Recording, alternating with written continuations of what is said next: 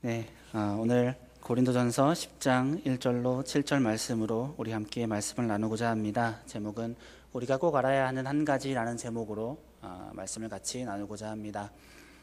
혹시 개미 귀신이라는 거 보신 적 있나요? 개미 귀신, 정말 귀신 말고요. 개미 귀신이라는 것, 개미 지옥이라는 말 들어보신 적 있나요? 그 명주잠자리 목의 유충인데요. 개미 지옥이라고 이제 모래에서 약간 구멍을 파고 기다리다가 개미가 빠져들면 늪처럼 빠져나가지 못하고 점점 들어가다가 마지막 그 가운데 있는 개미 귀신이 나와서 그 개미를 물어서 죽이고 이제 진을 다 빼먹고 껍데기만 치우는, 저만 알고 있는 건가요? 네, 저는 서울에서 살았습니다. 정말로 있어요. 네, 모르시는 분들은 집에 가서 네이버를 찾아보시면 잘 나옵니다. 사진까지 동봉해서 예쁜 그림과 함께 동영상도 나옵니다. 그런 개미 귀신이 있는데 보이진 않아요. 왜냐하면 그 구덩이 가운데 숨어 있다가 구덩이 끝까지 오는 개미만 잡을 때만 딱 나왔다가 다시 들어가거든요.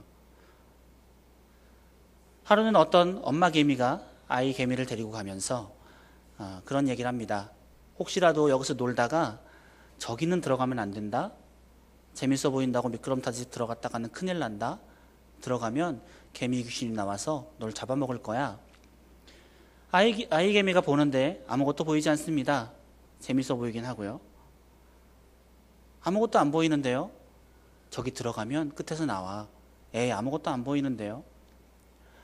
하루는 아이 개미가 놀다가 참 재밌어 보여서 한 발 들여보냈는데 빠져나오지 못하고 계속 끌려갔을 때 구덩이 가운데에서 개미 귀신이 그 아이를 물어 죽이고 맙니다. 우리는 우리가 아는 것들, 우리가 배우는 것들, 직접 경험하고 겪어서 배우는 것도 있지만 남에게 듣고 혹은 경험한 사람에 의해서 그것들을 듣고 우리가 교훈을 얻는 경우도 있습니다. 그런데 어떤 사람들은 자신이 겪었던 실수임에도 불구하고 그것을 되풀이하는 경우를 보게 됩니다. 우리가 잘 아는 믿음의 조상이라고 부르는 아브라함이라는 사람이 있었습니다.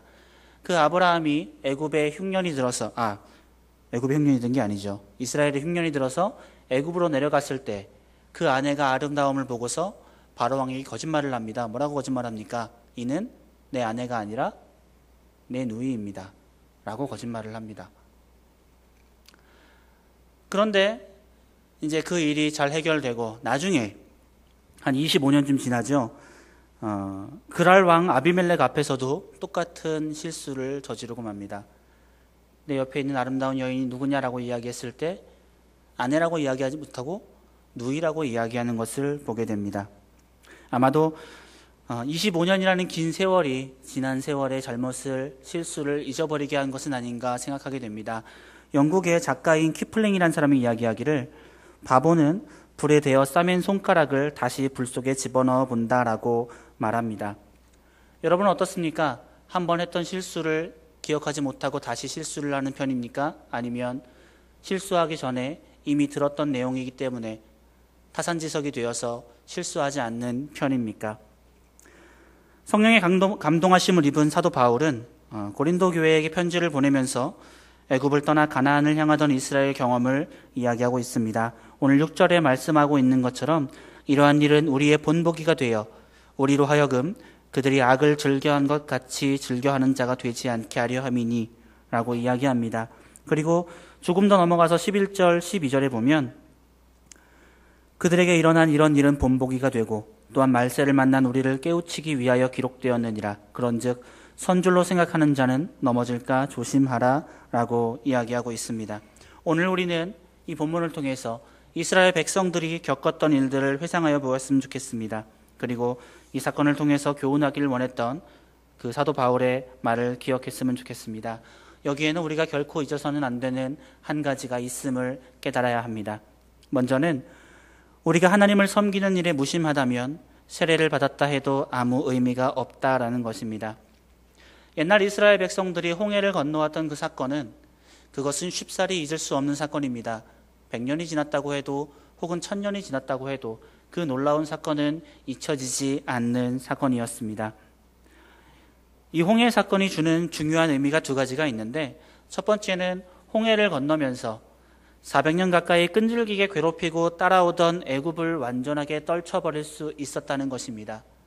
그 홍해가 열리고 이스라엘이 지나가고 홍해가 닫히고 애굽 사람들이 수장되면서 더 이상 애굽 사람들은 이스라엘을 향하여서 넘어올 수 없게 되었습니다. 그래서 누가 시키지도 않았는데 미리암 같은 많은 여인들이 나와서 소고치며 춤추었습니다. 시편 136편에 보면 홍해를 가르신 이에게 감사하라. 그 인자하심이 영원함이로다. 이스라엘로 그 가운데로 통과케 하신 이에게 감사하라. 그 인자하심이 영원함이로다. 바로와 그 군대를 홍해에 엎드려뜨리신 이에게 감사하라. 그 인자하심이 영원함이로다 라고 찬양했습니다. 두 번째는 이제 그 홍해가 닫히면서 이스라엘 또한 애굽으로 돌아갈 수 없게 되었습니다. 40년을 여행하면서 어려움이 닥칠 때 그들은 애굽으로 돌아가자고 이야기했습니다. 우리가 애굽에 있을 때에는 값없이 생선을 먹었고 고기를 먹었고 외와 부추와 우리에게 주어진 것이 많았는데 여기서 고생하는 것이 무엇이냐? 왜 모세는 우리를 끌고 나와서 이곳에서 우리를 죽게 하느냐? 우리가 한 장관을 세워서 이스라엘을 떠나 애굽으로 돌아가자라고 이야기하던 사람들이 있었습니다. 하지만 그들은 말밖에 할 수 없었습니다. 왜냐하면 홍해는 다시 돌아갈 수 없는 큰 강이었고 바다였기 때문입니다. 홍해가 가로막혀서 누구 한 사람 돌아가지 못했습니다. 바울은 이 홍해 사건을 비유하기를 세례에 비유하고 있습니다. 이것은 이스라엘 백성을 구름 기둥을 통해서 인도함 받고 그리고 홍해를 건너는 체험을 함으로써 그들에게 베푸시는 하나님의 사랑과 놀라운 능력을 극적으로 경험하게 된 것입니다.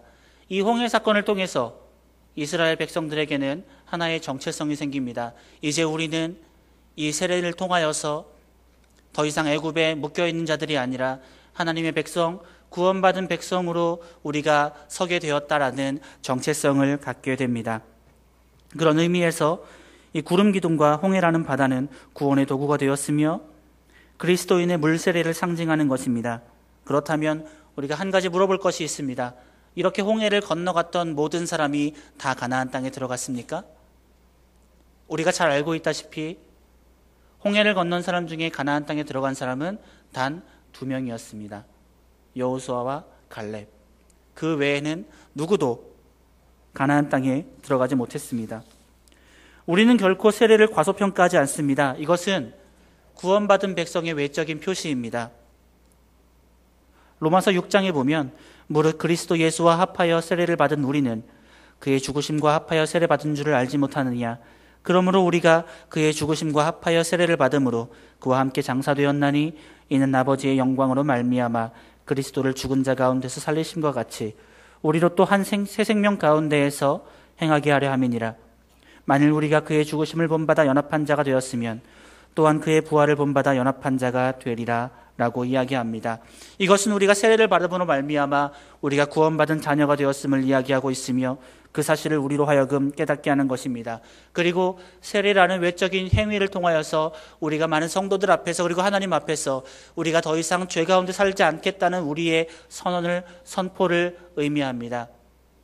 아까 이야기했던 것처럼 홍해가 어떤 의미였습니까? 애굽이 더 이상 따라오지 못하는 의미였습니다. 세례가 어떤 의미입니까? 더 이상 죄가 우리 가운데 들어오지 못하게 막는 역할을 하는 것입니다. 또 한 가지, 홍해가 이스라엘 사람들에게는 어떤 의미였습니까? 그들이 다시 돌아갈 수 없다는 의미를 했습니다. 세례도 마찬가지로 우리가 세례를 받은 자로서 더 이상 우리가 아무리 많은 유혹 속에 거한다 할지라도 세상으로 돌아갈 수 없다라는 것을 의미하고 있는 것입니다.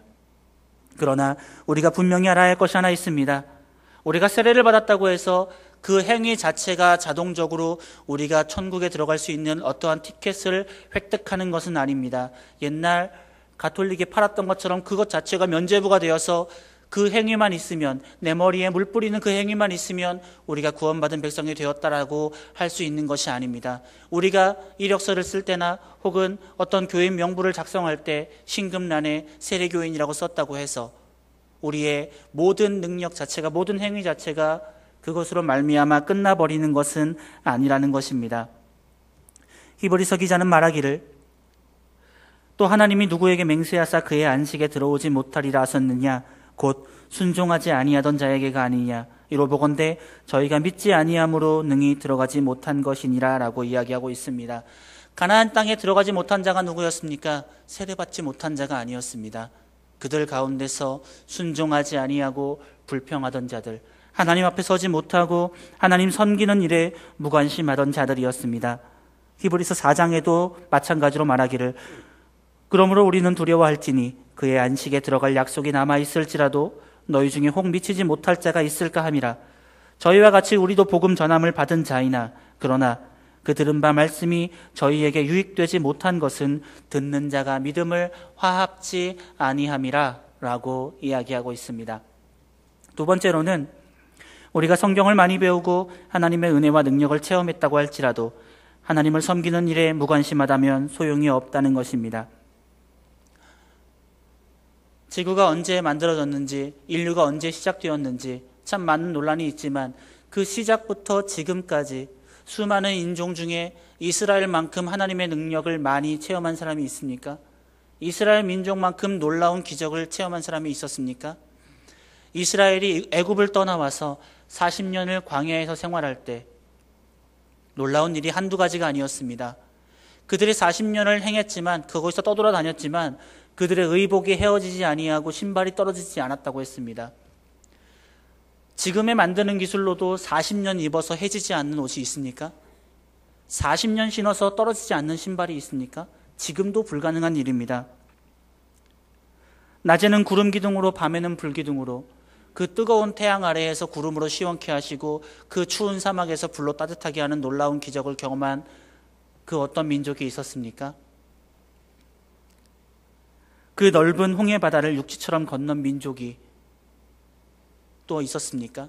그리고 40년 동안 만나로 먹이시고 메추라기로 먹이시고 반석에서 물을 먹이셨던 그러한 백성이 있었습니까?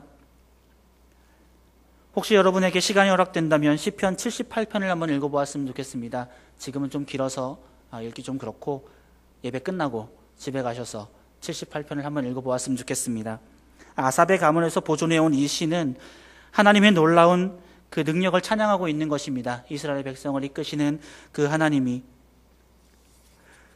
문제는 이것입니다. 이렇게 감히 40년 동안 놀라운 일들을 체험했음에도 불구하고 그 놀라운 기적들, 오늘 본문에서 이야기하고 있는 것처럼 신령한 음료를 마시고 신령한 음식을 먹었던 그 백성들,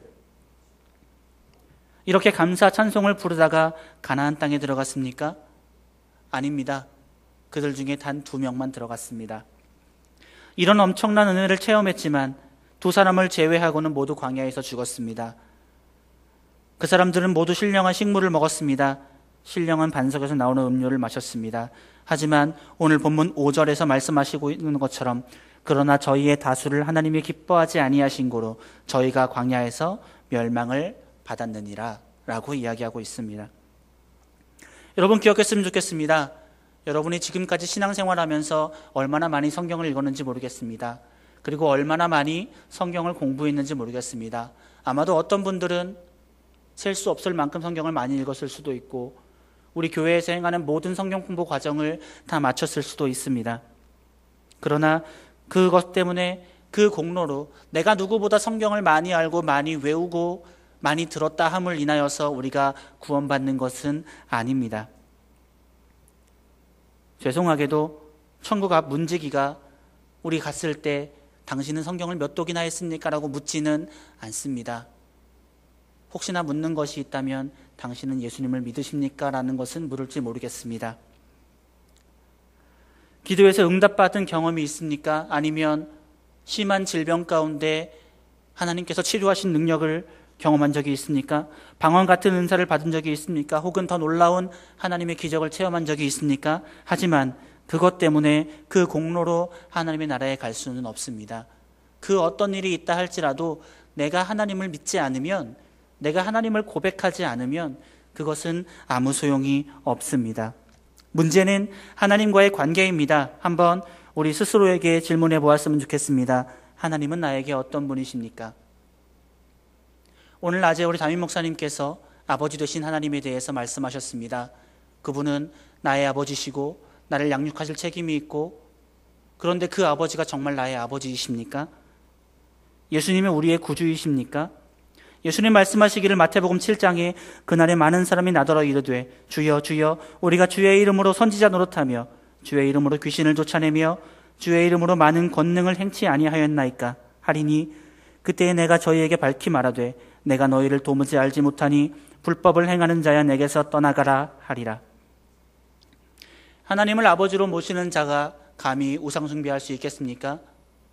하나님을 아버지로 모시는 자가 감히 하나님 앞에서 함부로 행할 수 있겠습니까? 우리가 하나님의 자녀라고 말하면서 하나님과 만나는 시간을 대충 소홀히 여길 수가 있겠습니까? 일주일에 한 번 하나님께 나오는 시간조차 온전히 드리지 못하면서 우리가 감히 하나님을 향하여서 당신 나의 아버지십니다 라고 이야기할 수 있겠습니까? 히브리서 기자는 말하기를 히브리서 6장에 한 번 비침을 얻고 하늘의 은사를 맛보고 성령에 참여한 바 되고 하나님의 선한 말씀과 내세의 능력을 맛보고 타락한 자들은 다시 새롭게 하여 회개케 할 수 없나니 이는 자기가 하나님의 아들을 다시 십자가에 못 박아 현저히 욕을 보임이라 라고 이야기하고 있습니다. 정말 우리가 하나님의 관계에서 하나님께서 우리의 아버지시다라고 이야기할 수 있다면 우리가 하나님 만나는 시간을 가장 소중히 여겨야 하지 않겠습니까? 하나님께 드려지는 예배의 온정성을 다하는 사람, 이런 사람이 진정 하나님의 자녀라고 이야기할 수 있지 않겠습니까? 교육부서는 오늘부터 수련회가 시작되고 작년부서는 내일부터 정규인 수련회가 시작됩니다. 어떤 분들은 정말 가고 싶은데 못 가는 분들도 계십니다. 반면에 어떤 분들은 갈까 말까, 가는 게 재밌을까, 집에 있는 게 재밌을까, 저울질하는 분이 없으면 좋겠습니다. 우리가 하나님의 자녀라면, 우리가 하나님을 아버지라고 부르는 사람이라면 그런 저울질은 없는 겁니다. 환경이 못 가게 할 수는 있습니다. 하지만 내 마음이 못 가게 하는 경우는 없어야 하는 것입니다. 말씀을 마치겠습니다. 오늘 우리 함께 자신을 돌아보는 시간이 되었으면 좋겠습니다. 이 예배를 통해서, 그리고 내일부터 있어질 우리의 수련회와 그리고 담임 목사님을 통해서 있을 집회의 말씀을 통해서 하나님과 우리의 관계를 다시 한번 확인하는 시간이 되었으면 좋겠습니다. 우리와 하나님의 관계가 진실로 아버지와 자녀의 관계가 되었으면 좋겠습니다. 세례받은 것이 우리의 구원의 티켓이 되지 않습니다. 한번 체험했다는 그런 기적의 체험이 우리에게 면죄부가 되지 않습니다. 중요한 것은 지금 나와 하나님이 어떠한 관계인가, 하나님이 정말 나의 아버지시라고 내가 그 앞에서 거리낌 없이 이야기할 수 있는가, 그것이 우리의 구원의 가장 중요한 문제입니다. 오늘 예배를 통해서 그리고 내일 있어질 수련회를 통해서 우리 마음에 다시 한번 하나님과 나의 관계가 새롭게 되었으면 좋겠습니다. 기도하겠습니다. 하나님 감사합니다. 하나님, 오늘 본문을 통해서 우리는 말씀을 들었습니다.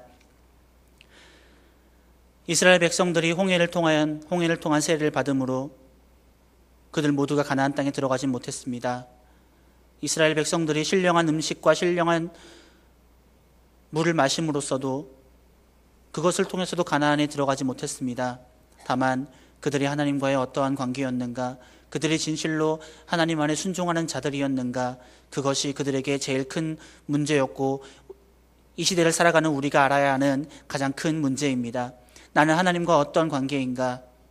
하나님은 그저 내가 아는 사람이 믿는 어떠한 존재, 나의 부모가 믿는 어떠한 존재가 아니라 나와 하나님과의 관계 속에서 내가 아무 거리낌 없이 하나님을 나의 아버지라고 고백할 수 있는가, 이 시간 돌아보게 하여 주시옵소서. 그리고 내일 있을 수련회에서 우리가 함께 말씀을 나누고 함께 성도의 교제를 나누며 하나님께서 우리의 아버지 되심을 확인할 수 있는 귀한 시간 될 수 있도록 주님 도와주시옵소서.